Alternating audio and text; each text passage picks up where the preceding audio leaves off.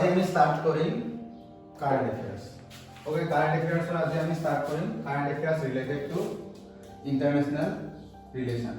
ঠিক আছে, current affairs related to international relation আমি এইখিনি স্টার্ট কৰিম। ঠিক আছে, তেনেকৈ ইন্টাৰনেশ্যনেল ৰিলেশ্যনখিনি কিছু ধৰি লওক দুটা বা তিনিটা ক্লাছ লৈ ধৰি লওক সেই হোৱা বুলি নকওঁ, কিছু আগত তাৰপিছত আমি ধৰি লওক এছাম পৰ্চনটো আৰম্ভ কৰিম, সায়েন্স এণ্ড টেক আৰম্ভ কৰিম। তেনেকৈ প্ৰত্যেকটোৰে কিছু এৰাউণ্ড 4-5 মান্থছ মই প্ৰথমতে কভাৰ কৰি ল'ম। লাষ্ট 4-5 মান্থছ এৰাউণ্ড তুমি মাৰ্চ টু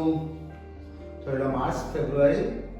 তোমাৰ আপ টু নৱেম্বৰ অক্টোবৰ তেনেকুৱা লেভেললৈকে আমি প্ৰথম এণ্ড কৰি ল'ম। ঠিক আছে, তাৰপিছত আমি আকৌ আগুৱাই গৈ থাকিম যিমান পাৰোঁ লাষ্টলৈকে। বাট মোৰ মেইন আইডিয়াটো কি যে যিকেইটা লাষ্ট মান্থ সেইকেইটা আমি প্ৰথম প্ৰিফাৰেঞ্চ দি পঢ়ি ল'ব লাগে। ঠিক আছে, 24 জানুৱাৰীৰ পৰা পঢ়ি আহিলে আমি ইমানখিনি মাজত পঢ়ি ল'ম, লাষ্টত ব্ৰেইনে কাম নকৰা হ'ব। চ' ইম্পৰ্টেণ্ট বস্তুখিনি প্ৰথমতে পঢ়ি ল'ম, দেন সেইফালে অলপমান ইণ্টেনচিটিও কমিব অহাৰ, আৰু আমি তেতিয়া মষ্ট ইম্পৰ্টেণ্টবিলাকে চাব ট্ৰাই কৰিম, ইয়াত অকণমান বেছিকৈ উঠোৱা যাব। ঠিক আছে, চ' প্ৰথম টপিকটো হৈছে আমাৰ কাৰেণ্ট এফেয়াৰ্ছত অহা, সেইটো হৈছে ইউনাইটেড নেশ্যন সিকিউৰিটি কাউন্সিল। এইটোৰ বিষয়ে হয়তো তোমালোক কিছু পৰিমাণে জানা। ঠিক আছে, ইউনাইটেড নেশ্যন সিকিউৰিটি কাউন্সিল এইটোৰ বিষয়ে তোমালোকে জানা চাগে। ইউএনৰ যি 6টা প্ৰিন্সিপাল অৰ্গেন আছে তাৰ মাজত এটা হয় United Nation security council. Okay, it is one of the 5 principal. No এইটো টাইপিং মিষ্টেক হৈছে, এইটো 6 প্ৰিন্সিপাল অৰ্গান। ঠিক আছে, মই এইটো তোমালোকৰ পিডিএফটো কাৰেক্ট কৰি দিম। ঠিক আছে, it is one of the 6 principal organs of the United Nations. ঠিক আছে, চ' it is actually one of the 6 principal organ of the United Nations. ঠিক আছে, এতিয়া it has primary responsibility for maintenance of international peace and security. Security Council নামৰ পৰাই গম পায় ইয়াৰ main উদ্দেশ্যটো কি হৈছে যে এমটো হৈছে তোমাৰ security and peace to maintain কৰা। ঠিক আছে, হেডকোৱাৰ্টাৰটো ক'ত আছে মনত ৰাখিব লাগিব। হেডকোৱাৰ্টাৰ ক'ত আছে ইয়াৰ? New York city. ওকে, এইটো ভালকৈ মনত ৰাখিবা, হেডকোৱাৰ্টাৰটো ক'ত অৱস্থিত? নিউয়ৰ্ক চিটিত অৱস্থিত। তাৰপিছত ইয়াৰ মেম্বাৰ্ছ কিমান হয়? ইয়াত মেম্বাৰ্ছ থাকে 15। মেইন বস্তুখিনি আমি মনত ৰাখি যাব লাগিব। ঠিক আছে, ইয়াত কিমানটা মেম্বাৰ্ছ আছে? মেম্বাৰ্ছ কিমানজন হয়? 15 মেম্বাৰ্ছ আছে। ঠিক আছে, 5 are permanent members. Permanent members মানে গম পোৱাই P5 বুলিব। ঠিক আছে, P5 বুলিব। সেইকেইজন কি? সেইখন কি হয়? United kingdom. যিকেইটা এলাইড ফ'ৰ্চৰ মেইন পাৱাৰ আছিল লাইক সেইটো টাইমত সেইবিলাকে থাকে মেইনলি। আমাৰ ৱৰ্ল্ড ৱাৰ 1-2 যি এলাইড এক্সিছ পাৱাৰ আছে ন, এলাইড ফ'ৰ্চৰ যিকেইটা মেইন পাৱাৰ আছিল সেইবিলাকে জেনেৰেলি পাৰ্মানেণ্ট মেম্বাৰ হয়, like United Kingdom, China, France, Russia and United States. এইকেইজনক কওঁ আমি পাৰ্মানেণ্ট 5, P5 মানে পাৰ্মানেণ্ট 5। ঠিক আছে, এইকেইখন সদায় মেম্বাৰ থাকিব। এই যিটো 15টা মেম্বাৰ থাকে অভাৰঅল, তাৰ 5টা মেম্বাৰ এইকেইখন কাউণ্ট্ৰি সদায় হ'ব। ঠিক আছে, বাকী 10টা মেম্বাৰৰ কাৰণে আমি নন পাৰ্মানেণ্ট মেম্বাৰ্ছ বুলি কওঁ, আৰু সেইকেইটাৰ কাৰণে ইলেকশ্যন চলি থাকে। 10টা যি নন পাৰ্মানেণ্ট মেম্বাৰ্ছ আছে তাৰ কাৰণে এৰাউণ্ড 193 মেম্বাৰ্ছৰ পৰা এই বাকী 10টা মেম্বাৰ্ছক আমি সিলেক্ট কৰোঁ। আৰু কেনেকৈ সিলেক্ট কৰোঁ সেই প্ৰচিডিউৰটো আমি মনত ৰখাটো দৰকাৰ। ঠিক আছে, একচুৱেলি উই সিলেক্ট দেম ইচ ইয়াৰ। ঠিক আছে, আমি ইচ ইয়াৰ কি কৰোঁ? 10খন সিলেক্ট নকৰোঁ, 5খন। মানে এখন কাউণ্ট্ৰিয়ে কিমান বছৰকৈ পায়? কাম 2 ইয়াৰ্ছৰ কাৰণে। So, এখন কাউণ্ট্ৰিয়ে ইউনাইটেড নেশ্যন সিকিউৰিটি কাউন্সিলত whenever a country is selected as non-permanent members of United Nations Security Council, then the country serves the United Nations Security Council for 2 years. Okay, definitely for 2 years. And every year we select a new 5 countries. ঠিক আছে, আমি প্ৰত্যেক বছৰে নতুনকৈ 5খন country কি কৰোঁ? Select কৰোঁ। ঠিক আছে, এইবাৰ এইটো নিউজত বেছিকৈ কিয় আহিছে? Because Pakistan has selected for United Nation permanent membership. So' পাকিস্তানে এইবাৰ সিলেক্ট হৈছে কাৰণে নিউজটো বেছিকৈ আমাৰ ইণ্ডিয়াতো আহিছে। আৰু চ' আমি এইটো আমাৰ কাৰণে এটা ইম্পৰ্টেণ্ট কাৰেণ্ট এফেয়াৰ্ছৰ নিউজ হৈছে। অভাৰঅল পাকিস্তান সিলেক্ট হোৱাটোৱে অনলি নহয়, ইউনাইটেড নেশ্যন সিকিউৰিটি কাউন্সিল এইটোৰ বিষয়ে তোমালোকক ষ্টেটমেণ্ট ৱাইজ 3টা ষ্টেটমেণ্ট দি দিব পাৰে। চ' প্ৰপাৰ কথাখিনি আমি জানি লোৱাটো দৰকাৰ। ঠিক আছে, in January 1, 2025 the UNSC includes 5 new non-permanent members selected. Okay, so এইকেইখন কি হয়? পাৰিলে মনত ৰাখিব ট্ৰাই কৰিবা। Denmark, Greece, at least remember the Pakistan, Panama and Somalia. Somalia is also in the news. Okay, so Somalia to পঢ়িব লাগিব, আমি পঢ়িম তাৰ মেপ লোকেশ্যন এইবিলাক পঢ়িম। so এইকেইখন আছে বৰ্তমানলৈকে। ঠিক আছে, নেক্সট প্ৰিভিয়াছ 5 এইকেইখন আছে। ঠিক আছে, অলপমান পাৰিলে কাউণ্ট্ৰিবিলাক মনত ৰাখিব ট্ৰাই কৰিবা। এটলিষ্ট প্ৰথম এতিয়া ৰিচেণ্টলি যি 5খন হৈছে সেই 5খন মনত ৰাখিব ট্ৰাই কৰিবা ঠিক আছে ডেনমাৰ্ক গ্ৰীচ দুখনে ইউৰোপিয়ান কাণ্ট্ৰিৰ ফালে যাব নেক্সট তোমাৰ পাকিস্তান পানামা এণ্ড সোমালিয়া ঠিক আছে সো মেইন কাৰেন্ট নিউজটো আমাৰ কি আছে যে Pakistan obtain membership of UNSC so যেহেতু ইউএনএসসি আহি গ'ল so it is better to study some facts related to UN or related আমি facts বিলাকো কিছুমান চাই লওঁ United Nations is an intergovernmental or international organization কেতিয়া ফৰ্ম হৈছিল 1945 1945 UN এস্টাবলিশ হৈছিল বৰ্তমান কিমানখন কাউন্ট্ৰি আছে মনত ৰাখিবা 193 মেম্বাৰ্স আছে ঠিক আছে ফৰৰানাৰ কি আছিল মানে প্ৰিকাৰছাৰ কি আছিল যেটো মেইন অৰ্গানাইজেশ্যন আছিল যৰ পৰা ফাইনালি গৈ ইউনাইটেড নেশনস ফৰ্ম হ'ল সো হেইটো আছিল তোমাৰ league of nation please remember the name league of nation আছিল an organisation conceive in circumstances of the first world war প্ৰথম ওয়াৰ্ল্ড ওয়াৰ হৈ যোৱাৰ পিছত যিবিলাক সিচুৱেচন ক্ৰিয়েট হৈছিল সেই সিচুৱেচন বিলাক সলভ কৰিবলৈ লীগ অফ নেশনক ফৰ্ম কৰা হৈছিল আন্ডাৰ দা ট্ৰিটি অফ ভাৰ্চেলিস ঠিক আছে সো এইটো বস্তু মনত ৰাখা ট্ৰিটি অফ ভাৰ্চেলিসৰ আন্ডাৰত কি ফৰ্ম হৈছিল লীগ অফ নেশন একচুয়ালি কি আছিল প্ৰিকাৰছাৰ আছিল কি হয় ইউনাইটেড নেশন এই কথাখিনি অলপমান লিংক কৰি মনত ৰাখিব ট্ৰাই কৰিবা ঠিক আছে ওকে দা নেম ইউনাইটেড নেশনস কয়েন বাই United states president Franklin D Roosevelt ঠিক আছে সো এই যেটো ওয়াৰ্ড নাম আছে ইউনাইটেড নেশনস এটো কোনে কয়েন কৰিছিল সেই টাইমৰ প্ৰেসিডেন্ট ফ্ৰেঙ্কলিন ডি ৰুজভেল্টে কয়েন কৰিছিল এই নামটো ইউনাইটেড নেশনস ঠিক আছে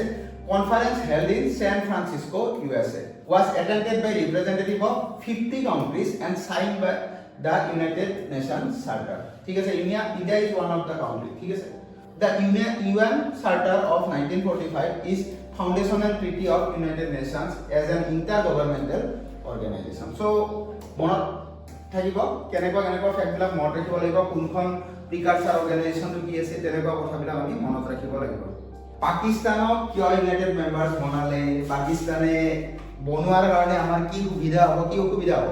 okay we have to decide those things those thoughts we have to generate but it is important for our mains exam okay for prelims exam you just know about the basic facts okay so তুমি simple facts বিলাক মনত ৰাখিলে হ'ল what is United Nations what are their principal organs বিলাকৰ কথা অলপ তেনেকে মনত ৰাখিব লাগিব বুজি পাইছা না ইউএনএসসি কিমান কাম মেম্বাৰস থাকে নতুন মেম্বাৰস কোন হৈছে মেম্বাৰসৰ সিলেকশন প্ৰসেসটো কেনেকুৱা হয় কিমান বছৰৰ মূৰে সিলেক্ট কৰা হয় তেনেকুৱা যিবিলাক বেসিক ফ্যাক্টস আছে আমি সেইবিলাকে মনত ৰাখিব লাগিব আমি ইয়াত এইবিলাক মনত ৰাখিব নালাগে যে ইউএনএসসি পাকিস্তানে থকাৰ কাৰণে ইণ্ডিয়াৰ কেনেকুৱা হ'ব বা কিয় বনালে এইবাৰ কিয় বনালে মানে তাত বনোৱা খায় আৰু তোমাৰ ইন্টাৰনেশ্যনেল পলিটিক্স ফৰেন ৰিলেশনত যদি এখন কাউন্ট্ৰি উঠে তেওঁলোকে যদি বাকি কাউন্ট্ৰি বিলাক মেনেজ কৰিব পাৰে ইন্টাৰনেশ্যনেল পলিটিক্স কৰি সো হৈ যায় সেইটো ডাঙৰ কথা নহয় বাট ইণ্ডিয়াৰ কেনেকুৱা পাৰ্সপেক্টিভ হ'ব ইণ্ডিয়া ভাল হ'ব নে বেয়া হ'ব কি সিচুৱেচনত কাশ্মীৰৰ ইস্যুটো আহিব পাৰে তেনেকুৱা কথাবিলাক আহিব but that is important for our mains examination but প্ৰিলিমছৰ পাৰ্সপেক্টিভত যদি আমি চাব যাওঁ প্ৰিলিমছ ক্ৰেছ কোৰ্ছৰ বেচিছত তেতিয়াহ'লে কাৰেণ্ট এফেয়াৰ্ছৰ আমি জাষ্ট ফ্যাক্টছ বিলাক মাৰ্কআপ কৰি ল'ব বিকজ ইয়াত আমাৰ ষ্টেটমেণ্ট দিব ডাইৰেক্ট ৱাইজ সেইবিলাক চাব তুমি তোমালোকে ইয়াত এটা বস্তু চাই থৈ দিবা এইটো তোমালোকৰ হোমৱৰ্ক ইণ্ডিয়াই ইউএনএসসিৰ নন পাৰ্মানেন্ট মেম্বাৰ কেতিয়া হৈছে এইটো ফ্যাক্টছ মোৰ ৰৈ গৈছে এইটো তোমালোকৰ হোমৱৰ্ক এতিয়া ক্লাছটো এবাৰ পিছতে চাই থৈ দিবা মনত থাকি যাব ঠিক আছে ইণ্ডিয়াই লাষ্ট নন পাৰ্মানেন্ট মেম্বাৰ্স কেতিয়া হৈছে বা এতিয়ালৈকে কিমান বাৰ পাইছে তেনেকুৱা বস্তুবিলাক অলপমান ইণ্ডিয়া বেচিছত তোমালোকে সেই দুটা পইণ্ট ইয়াতে ষ্টাডি কৰি থৈ দিব পাৰা ঠিক আছে সো মই কৈছিলো নে ইয়াত কি থাকে 6 প্ৰিন্সিপাল অৰ্গান ওকে সো সেইকেইটা কি হয় UN Trusteeship Council UNGA UN Secretariat International Court of Justice UN Security Council and UN Economic and Social Council ঠিক আছে এই ছটা ইয়াৰ প্ৰিন্সিপাল অৰ্গান হয় তোমাৰ ইউনাইটেড নেশনছৰ ঠিক আছে UNGA প্ৰেসিডেন্ট কোন হেতু খুদা দেখা যায় ইউনাইটেড নেশন জেনাৰেল এছেম্বলিৰ প্ৰেসিডেন্ট কোন হয় মিস্টাৰ ফিলেমন ইয়াং ঠিক আছে mister Philemon young is the president of 79th session of United Nations General Assembly so নাম তো মনত ৰাখিবা ফিলেমন ইয়াং এটা স্টেটমেন্ট ইউএনএসসি স্টেটমেন্ট দি এটা ইউএনজিআৰ প্ৰেসিডেন্টৰ নামটো দি দিব পাৰে সো এইটো যদি তুমি জানা ডাইৰেক্ট দ্যাট মিন্স এটা স্টেটমেন্ট গম পাই গলা ঠিক আছে সো ফিলেমন ইয়াং the headquarter of 6 principal organs of UN এতিয়া ইউএনৰ যি ছটা প্ৰিন্সিপাল অৰ্গান আছে তাৰে হেডকোয়ার্টার বিলাক আমি অকমান চাই লওঁ ঠিক আছে if you study that the headquarters of the 5 principal organs of UN is actually in New York ঠিক আছে আৰু সেই পাঁচটা কি except International Court of Justice all other 5 are situated in headquarters are situated in New York ঠিক আছে but international court of জাস্টিসৰ বেলেগ আছে বুজি পাইছা না ইন্টাৰন্যাশনাল কোৰ্ট অফ জাস্টিসৰ বাহিৰে বাকি গোটেই কেইটা ৰাস্তাৰে হেডকোয়াৰ্টাৰ কোড আছে নিউ ইয়ৰ্ক সিটিত আছে ইন্টাৰন্যাশনাল কোৰ্ট অফ জাস্টিসৰ হেডকোয়াৰ্টাৰ কোড আছে Hague Netherland just remember that point okay international court of জাস্টিসৰ হেডকোয়াৰ্টাৰটো কোড আছে হগ নেদাৰল্যান্ডত আছে বাকি গোটেই কেইটাৰে কোড আছে নিউ ইয়র্ক সিটি ঠিক আছে নিউ ইয়র্ক সিটিত আছে হৈ গ'ল বুজি পালা নেক্সট আন এটা ইস্যু এটি হৈছে তোমাৰ ডোনাল্ড ট্ৰাম্প অন গ্ৰীনল্যান্ড এটা গ্ৰীনল্যান্ড কি হয় এটো এতিয়া ডোনাল্ড ট্ৰাম্পে গ্ৰীনল্যান্ডক লৈ কি কৈছে এইটো আমাৰ কাৰণে ইমান ইম্পৰ্টেন্ট হয় that is not important for police perspective okay Donald ট্ৰাম্পে কি কৈছে গ্ৰীনল্যান্ডক লৈ এইটো আমাৰ কাৰণে ইমান ইম্পৰ্টেন্ট নহয় বাট যেহেতু এখন ইম্পৰ্টেন্ট ষ্টেট এখনৰ ইম্পৰ্টেন্ট কাউন্ট্ৰি এখনৰ প্ৰেসিডেন্ট পাৱাৰফুল প্ৰেসিডেন্ট এজনে গ্ৰীনল্যান্ডৰ প্ৰতি কমেন্ট কৰিছে সো আমি গ্ৰীনল্যান্ডৰ বিষয়ে জনাটো দৰকাৰ হৈ যায় গ্ৰীনল্যান্ডৰ মেপ ওয়াইজ তাৰ লোকেশন বিলাক কেনেকুৱা ওচৰত কি আছে সেইবিলাক কথাই আমি জনাটো বেছি ইম্পৰ্টেন্ট হৈ যায় বাট কাৰেন্ট নিউজটো কি হৈছে যে প্ৰেসিডেন্ট ডোনাল্ড ট্ৰাম্পে কি কৰিব বিচাৰিছে গ্ৰীনল্যান্ডখন পাৰচেজ কৰিব বিচাৰিছে ডেনমাৰ্কৰ পৰা এইটো আৰু কেনেকুৱা কথা ডোনাল্ড ট্ৰাম্পে পাৰচেজ কৰিব গ্ৰীনল্যান্ড কৰ পৰা ডেনমাৰ্কৰ পৰা সো এতিয়া চোৱা তোমাৰ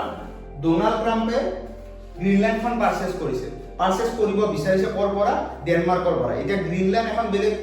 এৰিয়া হয় কিন্তু ডেনমাৰ্কৰ পৰা কিয় পাৰচেজ কৰিব বিচাৰিছে বিকজ ডেনমাৰ্কখনে গ্ৰীনল্যান্ডখনৰ একচুয়ালি মিলিটাৰী বা বাকি কামবিলাক ডেনমাৰ্কখনে চোৱাচিতা কৰে ঠিক আছে সো সেই যিখিনি ফ্যাক্টছ আছে এই কথাখিনি অলপমান আমি চাই লওঁ আগতে ঠিক আছে Greenland is the world's largest island first of all remember the fact okay Greenland is the world's largest island with population 57,000 it is an autonomous territory controlled by Denmark with its own parliament managing domestic affairs এটা গ্ৰীনল্যান্ডখন actually কি হয় এখন autonomous territory হয় কিন্তু এইখন control কোনে কৰে ডেনমাৰ্কে আৰু গ্ৰীনল্যান্ডৰ এখন নিজা পাৰ্লিয়ামেন্ট আছে যিয়ে তাৰ ডোমেষ্টিক এফেয়াৰ্স বিলাক কি কৰে চোৱাচিতা কৰে ঘৰুৱা কাম কাজ বিলাক গ্ৰীনল্যান্ডে নিজে নিজৰ কাম বিলাক নিজে কৰিব বাট কন্ট্ৰোল কৰি আছে ডেনমাৰ্কে দ্যাট মিন্স ডেনমাৰ্কে কি কৰে ফৰেন এফেয়াৰ্স বিলাক এইবিলাক চোৱাচিতা কোনে কৰে ডেনমাৰ্কে কৰে ঠিক আছে আগতে আমাৰ কলোনিয়াল সিস্টেমটো কেতিয়াবা তেনেকুৱা আছিল ন ৰাজা ৰাজৱাৰাত যিবিলাক সিস্টেম আছে প্ৰিন্সলি ষ্টেট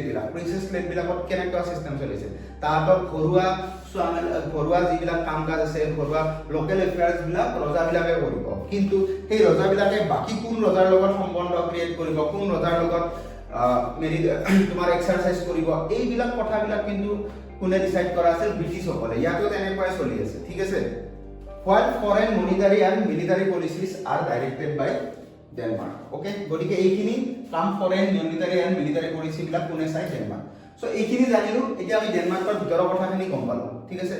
এটি হৈছে তোমাৰ গ্ৰীনল্যান্ড ঠিক আছে গ্ৰীনল্যান্ডৰ ওচৰে পাজৰে কি আছে এতিয়া অপমান লোকেশনখিনি বুজি মনত ৰাখিব ট্ৰাই কৰা ইয়াৰে নিউখন মনত ৰাখিবা ঠিক আছে নেক্সট গ্ৰীনল্যান্ডৰ ওচৰত কি আছে এইফালে আৰ্কটিক সি এইফালে কি আছে আটলান্টিক ওচিয়ান ইয়াৰ কাষতে লাগি কি আছে কানাডা লাগি আছে ফিনল্যান্ড এন্ড নৰৱে ঠিক আছে কাষেদি কি আছে আকৌ আইসল্যান্ড ঠিক আছে সো এই লোকেশনখিনি অকমান মনত ৰাখিব ট্ৰাই কৰা বিশেষকৈ সি দুটা ঠিক আছে এতিয়া আমি চাম গ্ৰীনল্যান্ডখন আৰ্কটিক সাৰ্কেলত পৰে আৰ্কটিক সাৰ্কেল এটা এৰিয়া হয় আৰ্কটিক ৰিজিয়ন বুলি কম সেই ৰিজিয়নত কোনকেইখন ষ্টেট পৰে কোনকেইখন কাউন্ট্ৰি পৰে সেইটো আমি জনাটো দৰকাৰ ঠিক আছে আৰ্কটিক ৰিজিয়নত কোনকেইখন এইটো যিটো Arctic region মানে those countries that are covered by this Arctic circle that are called Arctic regions ঠিক আছে এই Arctic circle টো হয় যিকেইখন কাউন্ট্রি কভাৰ কৰে ঠিক আছে Arctic circles means ইয়াত দেখাত তোমাৰ এনেকুৱা লাগিব পাৰে বাট তুমি যদি তোমাৰ আমাৰ যেটো গোলক আছে এটো যদি কনসিডাৰ কৰা আমাৰ দেন তোমাৰ ওপৰেদি যিখিনি আছে এনেকে এটা সাৰ্কেল আছে ঠিক আছে আমি যেটো জিওগ্ৰাফিক্যাল ম্যাপ বিলাক চাবলৈ ইউজ কৰো তাৰ ওপৰেদি যেটো সাৰ্কেল আছে হেতু কম আমি আৰ্কটিক সাৰ্কেল আৰু যিকিখন ষ্টেটৰ কোনোবা এটা বাউন্ডাৰী যাই এই আৰ্কটিক সাৰ্কেলত লাগি যায় তেনেকুৱা ষ্টেট বিলাকক আমি কম আৰ্কটিক ৰিজিয়নত পৰা ষ্টেট এতিয়া তাত কি আছে মনত ৰাখিবা আঠখন আছে ঠিক আছে প্ৰথম আছে ৰাছিয়া নেক্সট ইউএছ কিন্তু ইউএছ ৰ ইন্টাৰেষ্টিং কথাটো ইউএছ ৰ আমি যিখন ইউএছ বুলি ভাবো সেইখিনি লাগি থকা নাই ইউএছ ৰ এটা টেৰিটৰি আছে যিটোৱে তোমাৰ ৰাছিয়াৰ লগত কানেক্ট হয় যাক কওঁ আমি আলাস্কা আৰু ৰাছিয়া আৰু আলাস্কা বা ইউএছৰ মাজেদি তোমাৰ এটা ষ্ট্ৰেট যায় যাক কওঁ আমি বেৰিং ষ্ট্ৰেট এইবিলাক মই প্লেসেস ইন নিউজত কভাৰ কৰিম মই এটা অলৰেডি তেনেকে বনোৱা আছে এইটো তোমাৰ ইম্পৰ্টেন্ট যিমান ষ্ট্ৰেট আছে লেটিটিউড লংগিটিউড এইবিলাক কভাৰ কৰি থৈ দিয়া আছে এইটো মই কোনোবা দিনা আহি প্লেসেস ইন নিউজত কভাৰ কৰি দিম সেইবিলাক সদায় নিউজত থাকে মানে এভৰি ইয়াৰ্ছ তোমাৰ এইবিলাক নিউজত আহিব ঠিক আছে তেনেকুৱা প্লেচেছ সো ইয়াতে ৰাছিয়া আছে ঠিক আছে ইয়াতে কি আছে ইউএছ মানে আলাস্কা লাইক তুমি যদি কভাৰ কৰিব যোৱা এনেকুৱা কথাটো হয় এইখন হৈছে আমাৰ নৰ্থ আমেৰিকা ঠিক আছে আৰু এইখন হৈছে সাউথ আমেৰিকা কন্টিনেন্ট এটা এইখিনি মানত আছে আমাৰ ইউএছ ঠিক আছে এইখিনি মানলৈকে এইফালে আছে কানাডা এইখিনি যিখিনি এৰিয়া আছে ন এই এৰিয়াটো একচুয়ালি লাগি থাকে কানাডাৰ লগত কিন্তু এইখিনি একচুয়ালি পাৰ্ট হয় কি হয় আলাস্কা বুলি কয় এইখিনি পাৰ্ট হ'ল ইউএছ ঠিক আছে এই আলাস্কাই আকৌ গৈ এইফালে ৰাছিয়াৰ লগত কানেক্ট হয় মাজেদি এইখিনি যিটো ষ্ট্ৰেট আছে ইয়াক কম আমি বেৰিং ষ্ট্ৰেট ঠিক আছে সো এই যিটো আলাস্কা ৰিজন হয় সেইটো একচুয়ালি ইউএছ ৰ পাৰ্ট হয় আৰু এই আলাস্কা ৰিজনটো ওপৰৰে এই আৰ্কটিক সাৰ্কেলটো কানেক্ট হয় ঠিক আছে ওপৰৰে এই আৰ্কটিক সাৰ্কেলটো কানেক্ট হয় ৰাছিয়া কানেক্ট হয় আৰু ইউএছ ৰ আলাস্কা কানেক্ট হয় ঠিক আছে গম পালো নেক্সট কি কান্ট্ৰি আহিব কানাডা তিনিখন কান্ট্ৰি গ'ল নেক্সট আহিব তোমাৰ ডেনমাৰ্কৰ একচুয়ালি ডেনমাৰ্কৰ মেইনল্যান্ডটো কানেক্ট নহয় ডেনমাৰ্কৰ যিটো টেৰিটৰি এটা কন্ট্ৰোল কৰি আছিল গ্ৰীনল্যান্ড এই গ্ৰীনল্যান্ড এৰিয়াটো ক'ত কভাৰ হয় তোমাৰ আৰ্কটিক সাৰ্কেলত গ্ৰীনল্যান্ডটো কভাৰ হয় ঠিক আছে নেক্সট আহিব তোমাৰ আইসল্যান্ড গ্ৰীনল্যান্ডৰ ওচৰত আছিল নে আইসল্যান্ড তাৰ পিছত কি আছিল Finland Sweden Norway so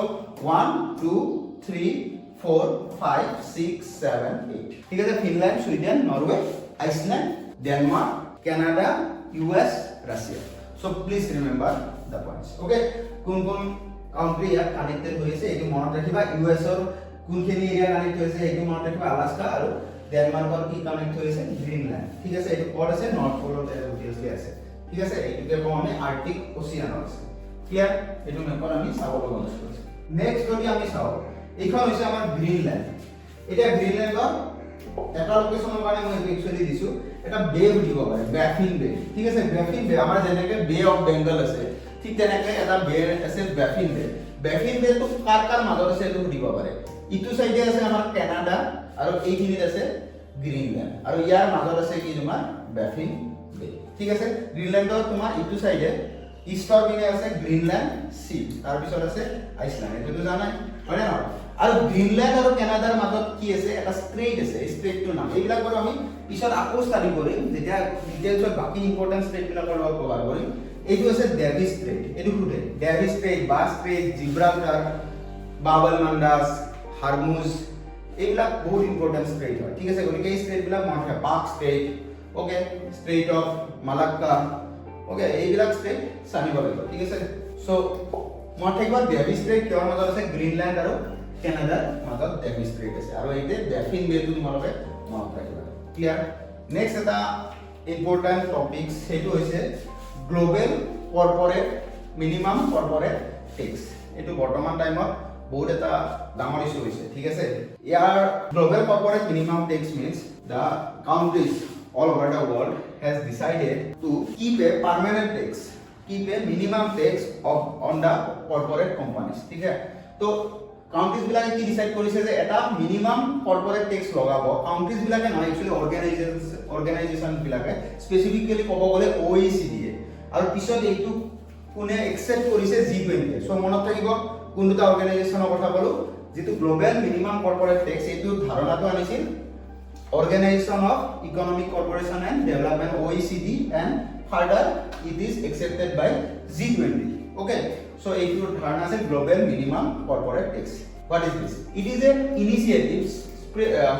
spearheaded by the Organization of Economic Cooperation and Development the initiative was proposed under the OECD G20 inclusive framework on base erosion and profit shifting again a new word okay base erosion and profit shifting এটা এই যে global corporate minimum টেক্সৰ ধাৰণা আমি আনিব লগা হয় হেতু আনিব লগাৰ কাৰণটো হৈছে base erosion and profit shifting মানে কি হয় ইয়াত ধৰিলো এটা কোম্পানী কাম কৰি আছে ঠিক আছে আমাৰ ইন্ডিয়াত কৰ্পোৰেট টেক্স अराउंड ধৰিলো 32% ঠিক আছে সো কোম্পানীটোৱে ডিজিটাল কোম্পানী এটা ধৰিলো সো কোম্পানীটোৱে কি কৰিব তাহাতৰ হেডকোৱাৰ্টাৰটো এটা সৰু এনেকুৱা এখন ষ্টেটত ৰাখিব যত কৰ্পোৰেট টেক্স একদম কম ঠিক আছে লাইক সিঙ্গাপুৰ তেনেকুৱা ষ্টেটত ৰাখিব ৰাখি কি কৰিব তাত তেওঁলোকে টেক্সটো পে কৰিব আমাৰ ইয়াত মাৰ্কেটখন আমাৰ ইয়াত লৈ আছে কিন্তু তাহাতে কি কৰিছে টেক্সটো হেডকোৱাৰ্টাৰটো বেলেগত ৰাখি তাত টেক্সটো পে কৰি আছে দ্যাট মিন্স আমাৰ মাৰ্কেট ইউজ কৰি আছে কিন্তু আমি টেক্স পোৱা নাই বা বেছি টেক্স কাৰণে আমাৰ ইয়াত তাত ইউজ কৰি আছে ঠিক আছে সো তেনেকুৱা ক্ষেত্ৰত আমি কি কম যে বেসটো ইৰোড হৈ গৈছে যৰ একচুয়ালি বেস আছিল এটো ইৰোড কৰি প্ৰফিটটো শিফট কৰি আছে ঠিক আছে এইকাৰণে ইয়াক কয় base erosion and profit shifting ইয়াৰ মেইন প্ৰবলেমটো তোমালোকে বুজি পাইছা যে they are operating in another country but they give corporate tax in another country because of the minimum amount of tax actually taken by their another country okay so जो वो अलग country है ना वो मिनिमम टैक्स लेगा ठीक है इसलिए वो लोग क्या करेगा अपना बेस अलग रखेगा ठीक है अपना हेडक्वार्टर अलग रखेगा तो এই প্রবলেমটো সলভ কৰিবলৈ আমাক লাগে global minimum corporate tax clear কি economics including the European Union nations India and China এইবিলাক ইকোনমিক্স বিলাকে এটো মানি লৈছে ঠিক আছে যে yes base erosion and profit shifting problem को सॉल्व करने के लिए हमको ग्लोबल मिनिमम कॉर्पोरेट टैक्स तो चाहिए ठीक है तो एक एक कंट्री तो माने লৈছে the EU and Britain has adopted legislation to implement the 15% minimum tax तो EU और ब्रिटेन ऑलरेडी डिसीजन লৈছে যে আমি তো at least 50% minimum corporate tax আনিম ঠিক আছে যে যিকোনো কোম্পানী কাম কৰিবলৈ 15% লাগিব ইউৰ আন্ডাৰত ইউৰোপিয়ান ইউনিয়নৰ আন্ডাৰত সো এতিয়া ধাৰণাটো বুজি পালা global minimum corporate tax actually হয় কি গ্লোবালি এটা ট্যাক্স মানে কি এটা মিনিমাম ট্যাক্স লগাব যে এটা লাইক ধৰিবা এখন কাউন্ট্ৰি আছে যিখন কাউন্ট্ৰিয়ে ধৰিলা 0% কৰ্পোৰেট ট্যাক্স লগাই থৈছে আৰু আমি ইন্ডিয়াই লগাই দিছো ধৰিলা 25% ওকে সো যেতিয়া তুমি এটা কোম্পানী খুলিবা দেন তুমি কি বিচাৰিবা 0% বা 2% ধৰি থৈ দিয়া সো তুমি কি বিচাৰিবা যে মই ট্যাক্সটো কোনখন কাউন্ট্ৰিত পে কৰিম যিখনে 2% কৰ্পোৰেট ট্যাক্স লগাই দিছে ঠিক আছে মই বিচাৰিম মোৰ ফালৰ পৰা যে 2% কৰ্পোৰেট ট্যাক্স দি মই কামটো চলাই দিম সো তেনেকুৱা ক্ষেত্ৰত তুমি সেইখন কাউন্ট্ৰিত নিজৰ হেডকোয়াৰ্টাৰটো ইউজ কৰিবা বা তুমি নিজৰ বেসটো বনাবা আৰু মাৰ্কেট হিচাপে ইউজ কৰি আছা কোনখন এখন বেলেগ কাউন্ট্ৰি সো তেনেকুৱা ক্ষেত্ৰত যাতে সেইটো নহয় এট লিষ্ট এটা মিনিমাম স্ট্যান্ডার্ড যে এইখিনি তুমি জি কাউন্ট্রিত নাথাকিলেও দিবই লাগিব তোমাক যদি ধৰিলা 15% বা 20% যদি মিনিমাম ট্যাক্স আমি লগাই দিও তেতিয়াহলে যিবিলাক ট্যাক্স হেভেন কাউন্ট্রি থাকে যাৰ ট্যাক্সৰ এমাউন্টটো বহুত কম সো আমাৰ সেইবিলাক কাউন্ট্ৰিত তেতিয়া প্ৰিফাৰ নকৰিব যিখন কাউন্ট্ৰিত কৰি আছে সেইখন কাউন্ট্ৰিতে ল'ব সো এই যিটো প্ৰবলেম আছে বেস ইৰোজন এন্ড প্ৰফিট শিফটিংৰ যিটো প্ৰবলেম আছে তাক সলভ কৰিবলৈ এইটো আনিছে যদি এইটো গ্লোবাল মিনিমাম কৰ্পোৰেট ট্যাক্স আহে ন তেতিয়াহলে এটা মিনিমাম ট্যাক্সটো প্ৰত্যেক কাউন্ট্ৰিতে থাকিব ঠিক আছে মানে কি কোনো কাউন্ট্ৰিয়ে তাতকে কমত কৰ্পোৰেট ট্যাক্স লগাব নোৱাৰে এইটো মিনিং এইটো নহয় যে গোটেইখন দেশৰে একে ট্যাক্স থাকিব সেইটো নহব পাৰে কথাটো হ'ল তুমি ইয়াতকে কম লগাব নোৱাৰা কৰ্পোৰেট ট্যাক্স তুমি যদি লগাইছা এইখিনি এমাউন্ট তুমি কৰ্পোৰেট ট্যাক্স লগাবই লাগিব সেইটো বুজাইছে ক্লিয়াৰ নেক্সট এটা সব গ্লোবাল মিনিমাম কৰ্পোৰেট ট্যাক্সৰ কথা আমি পঢ়িলো যেতিয়া আমি some related terms also will study okay like base erosion and profit shifting actually এই যেটো প্ৰবলেম আছে BEPS ঠিক আছে এই প্ৰবলেমটোৰ কাৰণে एक्चुअली আমি এটা সলিউশন আনিব লগা okay the BEPS initiative is an OECD initiative approved by G20 to identify ways of providing more standardized tax rules globally ঠিক আছে so G20 আৰু OECD ৰ কথা আছে ইয়াত base erosion and profit shifting refers to tax strategies exploiting differences in tax rules across the countries to minimize overall corporate tax payment তো এটো minimise কৰিব বিচাৰিছে overall tax corporate tax payment ঠিক আছে ডিফাৰেন্স টু মিনিমাইজ কৰিব বিচাৰিছে যে কোনোবা এখনত বহুত বেছি কোনোবা এখনত একদম কম সো তাৰ ফলত এই প্ৰবলেম বিলাক ক্ৰিয়েট হয় so developing countries are particularly vulnerable to BEPS due to their strong dependence on corporate income tax especially from multinational corporation ঠিক আছে so base erosion and profit shifting যেটো হয় হেতুৰ মেইন প্ৰবলেমটো ফেস কৰিব লগা হয় ডেভেলপিং কাউন্ট্রিজ বিলাক because we are developing countries and we need corporate tax for our service delivery okay আমি যিবিলাক বাকি কাম কৰিব লগা আছে আমাৰ ডেভেলপিং কাউন্ট্ৰিজ বিলাকক তোমাক বহুত সাবসিডাৰি দিব লগা হ'ব হয় নে নহয় তেনেকুৱা বিলাক দিবৰ কাৰণে আমাক কি লাগিব ট্যাক্স আহিব লাগিব আৰু মাল্টিনেশনাল কোম্পানিজ বিলাকৰ পৰা আমি কৰ্পোৰেট ট্যাক্স ল'ব ট্ৰাই কৰো কিন্তু যিবিলাক ডেভেলপ নেশনস আছে তেওঁলোকে কি কৰে মাল্টিনেশনাল কোম্পানিজ বিলাকক এট্ৰাক্ট কৰাৰ কাৰণে কৰ্পোৰেট ট্যাক্সটো কমাই দিয়ে ঠিক আছে আৰু তাৰ ৰিপাৰ্টিশনটো ভুগিব লগা হয় মানে ডেভেলপিং কাউন্ট্ৰিজ বিলাকে সেই কাৰণে তোমাৰ China India and other countries are actually accepted the global minimum corporate tax okay so বুজি পালা base erosion and profit shifting কেনেকে বুজিব জাস্ট এটা স্টেটমেন্ট দি দিব বা base erosion and profit শিফটিংৰ related দুটা স্টেটমেন্ট দিব যে এই প্ৰবলেমটো সলভ কৰিবলৈ G20 আৰু OECD প্ল্যান লৈছে এই ইয়াৰ মেইন উদ্দেশ্যটো কি ট্যাক্স হেভেন কাউন্ট্ৰিজ বিলাকে যেটো তোমাৰ কৰি আছে সেইটো বন্ধ কৰা টেক্স হেভেন কাউন্ট্রিজ কি অলপ পিছত আমি পঢ়িম নেক্সট ক'ব যে global corporate minimum tax is a solution for base erosion and profit shifting then you have to just observe the statements and use your concept okay next আহিব তোমাৰ tax heaven এইটো ইয়াৰ লগত related word tax haven haven মানে তো বুজি পোৱা টেক্সৰ কাৰণে স্বৰ্গ ঠিক আছে tax haven a tax haven is generally an offshore country that offers foreign individuals and businesses little or no tax liabilities with politically or economically stable environment so এনেকুৱা যিবিলাক কাউন্ট্ৰি থাকিব যিয়ে একেবাৰে মিনিমাম কৰ্পোৰেট টেক্স লগাব একেবাৰে কমটো corporate tax লগাব সেইকাৰণে তেনেকুৱা কাউন্ট্ৰিজ বিলাকৰ প্ৰতি কি হ'ব এই মাল্টিনেশ্যনেল কোম্পানীজ বিলাক বেছি এট্ৰাক্ট হ'ব তেনেকুৱা কাউন্ট্ৰিজ বিলাকক কম আমি টেক্স হেভেন ঠিক আছে টেক্স হেভেনছ বুলি কওঁ tax havens also share limited or no financial information with foreign tax authorities ঠিক আছে টেক্স হেভেনছ বিলাকৰ আৰু এটা প্ৰবলেম কি তাহাতে ফৰেইন টেক্স অথৰিটিজ বিলাকৰ লগত কোনো শেয়াৰ নকৰে ইনফৰমেশ্যন যে কোনখন কাউন্ট্ৰি কিমান টেক্স দিছে কি কৰিছে এটলিষ্ট এইবিলাক ইনফৰমেশ্যন তেওঁলোকে শেয়াৰ নকৰে সো আলটিমেটলি সেইকাৰণে মাল্টিনেশ্যনেল কোম্পানীজ বিলাকে এনেকুৱা এখন ষ্টেটত বা কাউন্ট্ৰিত থকাটো বিচাৰে নেক্সট আহিব তোমাৰ digital tax third related terms to this topic okay so digital tax কি ডিজিটেল টেক্স একচুয়ালি হৈছে তোমাৰ যিবিলাক কোম্পানী এনেকুৱা থাকে যিয়ে ডিজিটেলি অপাৰেট কৰে লাইক গুগল ওকে এমাজনে এটা বস্তুটো দিয়ে কিন্তু তাৰ অপাৰেশন বিলাক ডিজিটালি হয় ঠিক আছে আমি অৰ্ডাৰ কৰো সো তাহাতক ট্ৰ্যাক কৰাটো দিগদাৰি হয় ঠিক আছে traditional tax system are based on physical presence which makes it difficult to tax digital companies operates across the borders without a physical footprint ঠিক আছে গুগলে কাম কৰি আছে ফেসবুকে কাম কৰি আছে ঠিক আছে মেটাই কাম কৰিছে ইনষ্টাগ্ৰামে কাম কৰিছে এইবিলাকৰ কি হয় তোমাৰ ফুটপ্ৰিন্ট একো নাথাকে because they work in digitally ঠিক আছে তো যেহেতু আহাতে ডিজিটালি কাম কৰিছে এইবিলাক পুৰণা যেটো আমাৰ ট্ৰেডিশনাল টেক্স সিস্টেম আছিল সেইটোৰে ধৰি ৰখাটো বহুত দিগদাৰি হয় ঠিক আছে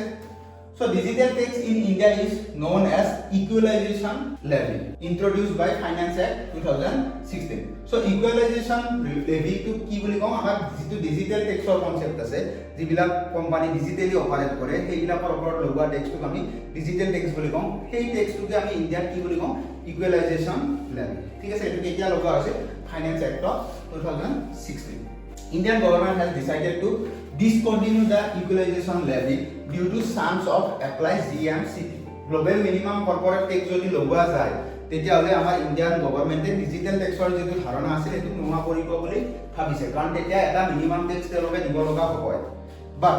আন এটা ইম্পৰ্টেন্ট ইনফৰমেশন আমি অলপ আগতে পাইছো চাইনা ইউৰোপিয়ান ইউনিয়ন ব্ৰিটেন এইবিলাকে ইন্ডিয়া এইবিলাকে GMCT ভালকৈ মানি লৈছে গ্লোবাল মিনিমাম কৰ্পোৰেট টেক্স বাট ইয়াতে এখন কাউন্ট্ৰি ইম্পৰ্টেন্ট কাউন্ট্রি এখনে এইটো নালাগে বুলি কৈছে এইখন হৈছে USA এইটো ভালকৈ মনত ৰাখিবা বিকজ কেতিয়াবা দিব স্টেটমেন্ট এটা দি দিব ইন্ডিয়া চাইনা USA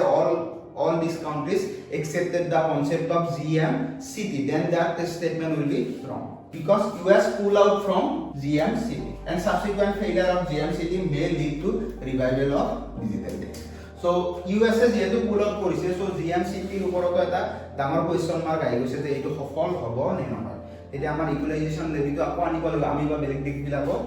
ভালকৈ চলাই কন্টিনিউ কৰি গৈ থাকিব লাগিব ঠিক আছে নেক্সট আহিব Indonesian president arrived to India এটা ইন্দোনেছিয়ান প্ৰেসিডেন্ট ইন্ডিয়া আহিছে ঠিক আছে এতিয়া চোৱা যেতিয়া এজন প্ৰেসিডেন্ট ইন্ডিয়া আহে ন এই প্ৰেসিডেন্টজনৰ নামটো জানিব লাগিব ঠিক আছে এই প্ৰেসিডেন্টজনৰ নামটো ভালকৈ জানিব লাগিব কাৰণ সেই প্ৰেসিডেন্টজনে ৰিসেন্টলি যদি আহিছে তেওঁৰ নামটো ডাইৰেক্ট ভিডিঅ'তে তেওঁলোকৰ টাইম নালাগে বা এটা ষ্টেটমেন্ট দি তিনিটা ষ্টেটমেন্টৰ এটা ষ্টেটমেন্টত দি দিব পাৰে সেকেন্ডলি যিখন দেশৰ পৰা এজন প্ৰেসিডেন্ট আহিছে সেই দেশখনৰ ইণ্ডিয়াৰ লগত ৰিলেচন কি বা তেওঁ অহাৰ পিছত ইণ্ডিয়াৰ লগত কিবা বিশেষ সাইন হৈছে নেকি ইণ্ডিয়াৰ লগত বিশেষ কিবা কথা পাতিছে নেকি বা কিবা ডিল হৈছে নেকি আমি সেইখিনি কথা জানিব লাগিব থাৰ্ডলি সেই যিখন পাৰ্টিকুলাৰ দেশ আছে সেই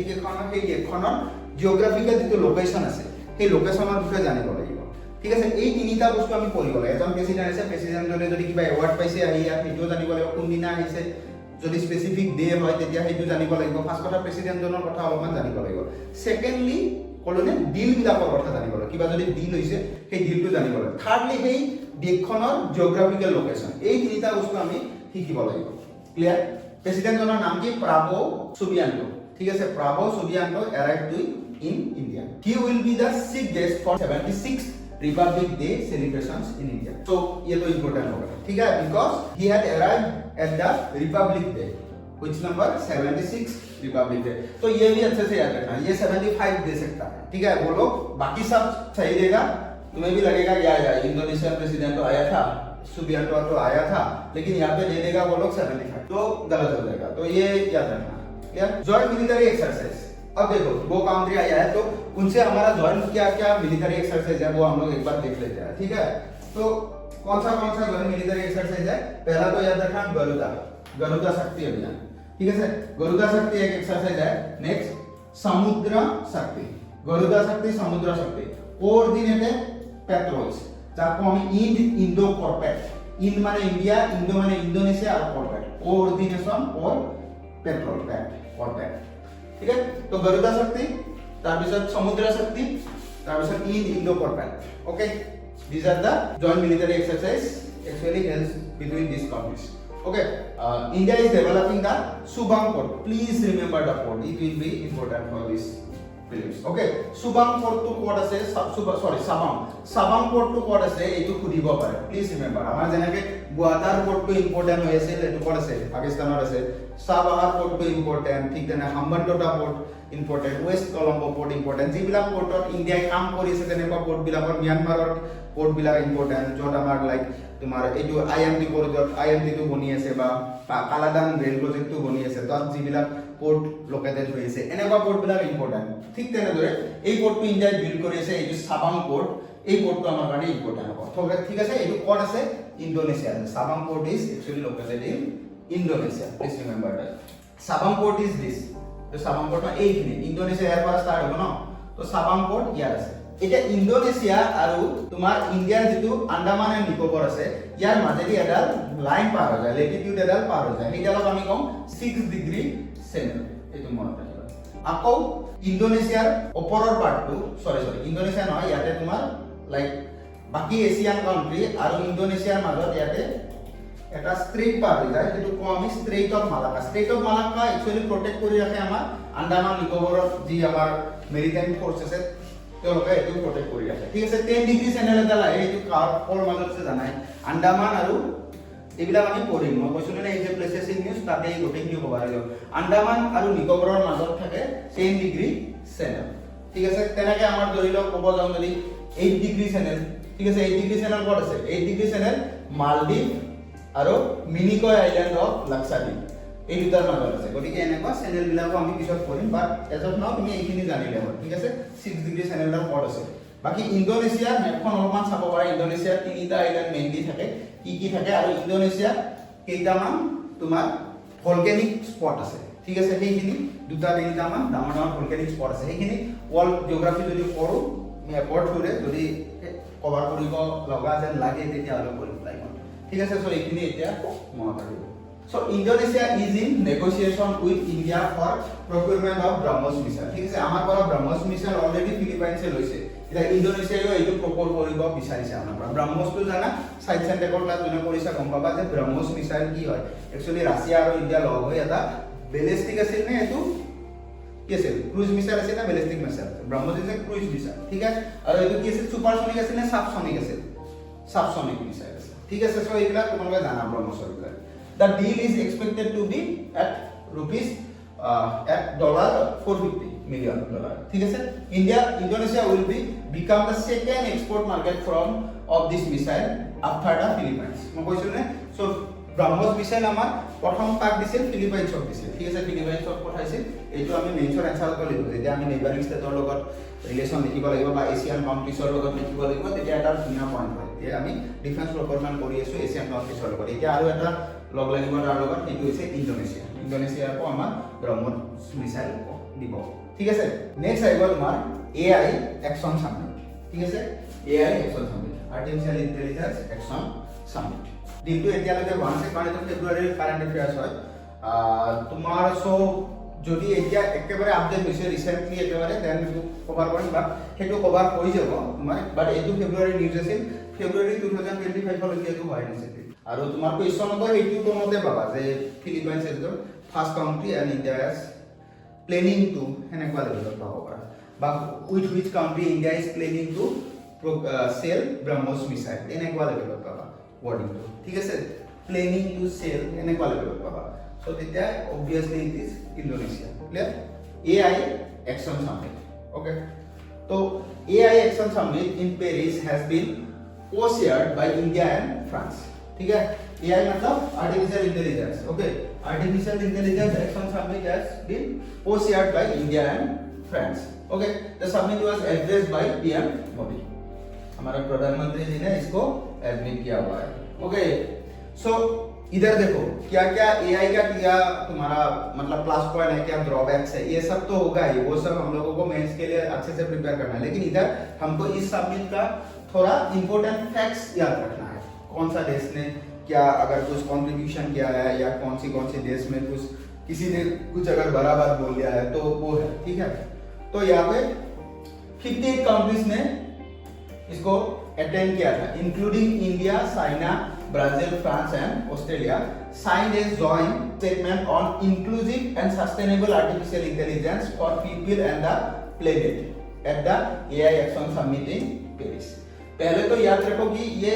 जो समिट हुआ है वो कहाँ पे हुआ है ठीक है ये याद रखो ये एक इम्पोर्टेंट अगर AI के ऊपर आएगा AI समिट के ऊपर आएगा तो ये एक क्वेश्चन रहेगा वहाँ पे ठीक है ये समिट कहाँ पे हुआ था वो हुआ था तुम्हारा पेरिस में ठीक है ओवरऑल कितना कंट्रीज ने उसमें अटेंड किया एंड वो साइन किया है वो कितना कंट्रीज होगा 58 countries India is a signatory और नॉट वो एक पॉइंट रहेगा इंडिया और चाइना तो वो सिग्नेटरी है इस समिट का United State and United Kingdom did not sign the statement so these two states are very important related to international relations so we have to remember that United States and United Kingdom that is Britain दोनों ने उसको sign नहीं किया है during the summit French president Emmanuel Macron ये मैंने बोला था ना और क्या देखना है हमको कि किसी ने कोई बड़ा इसमें कुछ कंट्रीब्यूशन किया है क्या ठीक है तो फ्रेंच प्रेसिडेंट जो है इमानुएल मैक्रोन उन्होंने 109 यूरोपियन डॉलर उसको बिलियन डॉलर यूरोपियन मतलब रुपीस 109 बिलियन इन्वेस्टमेंट किया है एआई पर ठीक है ये डॉलर नहीं है तो नेक्स्ट आएगा तुम्हारा इंडिया यूएस कॉम्पैक्ट इनिशिएटिव ये याद रखना यहाँ पे कुछ हमारा डील्स वगैरह हुआ था वो हमको अच्छे से पढ़ना है ठीक है क्या क्या इनिशिएटिव हुआ था तो ये जो इंडिया यूएस कॉम्पैक्ट इनिशिएटिव है पहले तो कॉम्पैक्ट का फुल मीनिंग याद रखो ठीक है ये भी पूछ सकता है catalysing opportunities for military partnership accelerated commerce and technology ये है कॉम्पैक्ट का फुल फॉर्म ठीक है catalysing opportunities for military partnership accelerated commerce and technology okay ये है कॉम्पैक्ट का full form so key decision in compact initiative तो इसमें क्या क्या डिसीजन हुआ है ये तो याद रखो पहले तो कितना साल के लिए डिफेंस के अंदर एक नया फ्रेमवर्क बनाया गया 10 साल के लिए तो it is operate for 2025 to 2030 तो इतना साल के लिए ये ऑपरेट होगा ठीक है focusing on reciprocal defence procurement ठीक है तो यारे की निसे जो साव प्रथम is javelin missile man portable fire and forward anti tank guided missile ठीक है नेक्स्ट स्ट्राइकर क्या है आर्मर्ड फाइटर व्हीकल्स ठीक है आर्मर्ड फाइटर व्हीकल्स तो ये इसका नाम है स्ट्राइकर मैं पिक्चर दे सकता था लेकिन पीडीएफ बहुत मतलब लंबा हो जाता है इसलिए मैंने इसको ओपन किया तुम लोग सिर्फ अपना नाम वगैरह से ही याद रखने की ट्राई करना ठीक है नेक्स्ट F-35 क्या है फाइटर्स एयरक्राफ्ट F-35 क्या है फाइटर्स एयरक्राफ्ट ठीक है तो ये तीन डिफेंस डील वाला पहले तो 10 साल के लिए एक नया फ्रेमवर्क बनाया गया है फिर तुम्हारा स्ट्राइकर उन्होंने खरीदा फिर जैवलिन खरीदा एंड F-35 ओके इन तीनों को प्रोक्योर किया हुआ है नेक्स्ट अब यूएस के साथ हमारा पहले था बायलैटरल ट्रेड एग्रीमेंट ठीक है बायलैटरल ट्रेड एग्रीमेंट अब ये बन गया है फ्री ट्रेड एग्रीमेंट अब बायलैटरल ट्रेड एग्रीमेंट थोड़ा लिमिटेड कैसे था बायलैटरल ट्रेड एग्रीमेंट जो हुआ था मतलब दो कंट्री के बीच में एक ट्रेड एग्रीमेंट हुआ है उसमें जो रिसोर्स था और जो गुड्स था जिसको जो वो ट्रेड एग्रीमेंट के अंदर आते हैं वो बहुत ही लिमिटेड था लेकिन फ्री ट्रेड एग्रीमेंट का थोड़ा मार्जिन थोड़ा ब्रॉड है ठीक है वही डिफरेंस है थोड़ा याद रखना है दे सकता है ये दोनों वर्ड और फिर उससे रिलेटेड दो स्टेटमेंट दे सकता है इसके लिए ही हमें ये पढ़ना है ठीक है BTA is narrower in scope than free trade agreement. तुम्हें दे सकता है कि FTA is narrower in scope than BTA, then the statement will be wrong. Just remember that point. Okay, BTA focuses on specific goods whereas FTA involves overall trade liberalization. ठीक है, तो FTA में overall trade liberalisation में वो focus करता है, लेकिन BTA कुछ स्पेसिफिक गुड्स के ऊपर है, मतलब इसका स्कोप लिमिटेड है, वो याद रखना है। ठीक है, India US trust initiative. India US के बीच में एक पुराना इनिशिएटिव था जिसको ये हम लोगों ने रीनेम किया है इंडिया यूएस ट्रस्ट इनिशिएटिव करके। वो पुराना इनिशिएटिव क्या था? ICET, उसका नाम था initiative on critical and emerging technology. तो ICET का मीनिंग था initiative on critical and emerging technologies. तो उसको ही हम लोगों ने रीनेम किया है इंडिया यूएस ट्रस्ट इनिशिएटिव करके। ठीक है, ठीक है। So trust initiative is actually held between which two countries? तो तुम्हें दो country, India France, India Germany, India US, India UK, तो हमको वो देखना है थोड़ा बहुत। ठीक है, और उसका पुराना नाम भी याद रखना है ऐसे। तो इंडिया यूएस ट्रस्ट इनिशिएटिव का मेन फोकस पॉइंट क्या है? Critical and emerging technologies including defence, artificial intelligence and space. Okay, ये जो नया इमर्जिंग टेक्नोलॉजीज है इन सब में फोकस करना है हमारा एरिया। ठीक है, launch of Indian ocean strategic venture. ठीक है, तो इंडिया और यूएस मिलके इंडियन ओशियन स्ट्रेटेजिक वेंचर भी उन लोगों ने लॉन्च किया है इसी इनिशिएटिव के अंदर, इंडिया यूएस कॉम्पैक्ट इनिशिएटिव के अंदर। तो वो क्या है? तो a new bilateral forum focus on maritime security, trade and regional cooperation in the western Indian ocean, middle east and Indo Pacific. तो ये सब जगह पे वो कवर करेगा। कि अगर तुम ऐसे देखोगे ना, तो ऐसे आके तुम्हारा ये इंडिया रहेगा, फिर ये ऐसा रहेगा, तो ये रहेगा मेरा पूरा इंडियन ओशियन, फिर ये इंडो पैसिफिक रीजन रहेगा। ठीक है, वेस्टर्न इंडियन ओशियन, तो एशिया पैसिफिक इधर रहेगा। तो ये सारे एरिया के अंदर ये काम करेगा। ठीक है, तो ये क्या प्रोवाइड करने की ट्राई करेगा? Maritime security, trade and regional cooperation. तुमको पता है ये जो सोमालिया का एरिया है ना, यहाँ पे बहुत पहले तो बहुत पायरेसी हुआ करता था। ठीक है, तो ऐसा जो सिचुएशन है या कहीं पे बाढ़ आ जाए या कुछ भी हो जाए, तो यहाँ पे सिक्योरिटी प्रोवाइड करने के लिए, मैरीटाइम सिक्योरिटी प्रोवाइड करने के लिए, ट्रेड को ज्यादा स्मूथ करने के लिए हम लोग एक ओशियन स्ट्रेटेजिक वेंचर लॉन्च कर रहा है। कौन? दोनों country, India and US. Okay, aims to enhance economic and security partnership. ठीक है, तो ये भी किसके बीच में हो रहा है? Indian ocean strategic venture is actually sign between और held between which two countries, that is India and US. It is under the India compact India US compact initiative. আজি হৈ যাব দিয়া, মই তোমালোকক PDF টো পঠাই দিম। সো নেক্সট ক্লাছত আমি ইয়াৰ পৰা বাকিখিনি কন্টিনিউ কৰিম ইণ্ডিয়ান ওচিয়ান কনফাৰেন্সৰ পৰা। ঠিক আছে।